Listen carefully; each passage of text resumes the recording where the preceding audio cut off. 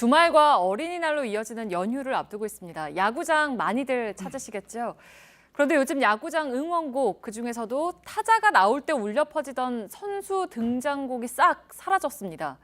응원 열기가 좀 식었다라는 얘기도 들립니다. 저작권 때문이라고 하는데 팩트체크해서 그 내막을 살펴봤습니다. 오대영 기자, 네.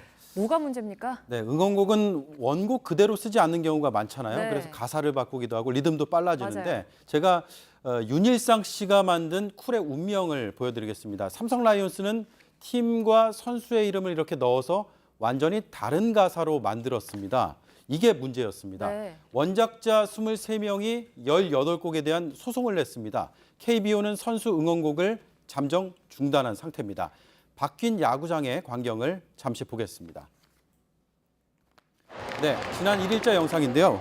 원래 선수 교체되면은 응원가가 나오는데 네. 이게 없어지다 보니까 저렇게 관중들이 목청껏 부르는데 네. 확연히 달라진 모습을 볼 수가 있습니다. 네. 좀 애꿎은 야구 팬들이 이렇게 피해를 보는 것 같은데 그러면 사용료를 낸다고 해도 가사를 바꾸면 안 되는 건가요? 그렇습니다. 저작권은 저작 재산권과 저작 인격권이라는 게 있는데요. 네. 원곡 그대로 쓸 경우에는 저작권료를 원작자나 저작권 협회에 내면 문제가 없습니다. KBO와 구단들도 이 사용료는 내왔습니다. 그래서 저작 재산권이 논란의 핵심은 아닙니다. 지금 문제가 되는 건 저 아래에 있는 저작 인격권입니다. 네, 그러니까 말이 좀 어려운데 저작 인격권은 뭡니까? 저작물의 원작자의 인격이 담겨 있다라는 뜻인데요. 네. 그래서 원작자가 저작물을 원래 그대로 유지할 권리가 있습니다. 그래서 운명이라는 곡을 돈 내고 쓰더라도 개사를 하거나 편집하려면 사전 동의를 원작자에게 반드시 구해야 합니다. 네, 그러니까 구단들이 이 규정을 이제 지키지 않았다는 건데 KBO는 그러면 책임이 없습니까? KBO의 입장을 한번 보겠습니다. 저작 인격권 규정을 몰랐다라는 게 첫 번째 입장이고요. 네. 또 하나는 알게 된 뒤에는 최선을 다해서 협의를 했다라고 밝히고 있습니다.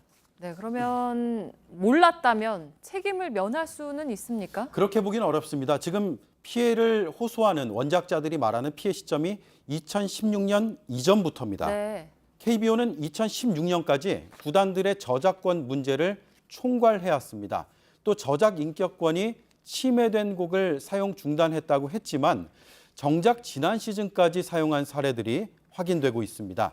일단 현재 소송을 당한 건 삼성 라이온스 같은 구단입니다. 그렇다고 해도 KBO의 책임이 없다고 말하기는 어려워 보입니다. 네. 그리고 사실 관중 입장에서 가장 궁금한 건 언제 다시 응원곡이 이제 야구장에 울려 퍼지느냐 이거 아니겠습니까? 당분간은 보기는 어려울 것 같습니다. 네. 물론 소송이 끝나기 전에 합의할 가능성도 충분히 있지만 그렇더라도 소송이 진행된다면 계속해서 중단될 수밖에 없습니다. 법원은 저작권자가 묵시적으로 동의했는지 여부 등도 판단하기 때문에 그 결과를 좀 더 지켜봐야겠습니다. 네, 빨리 좀 해결이 돼서 다시 신나게 응원을 했으면 좋겠습니다. 팩트체크 오대영 기자였습니다.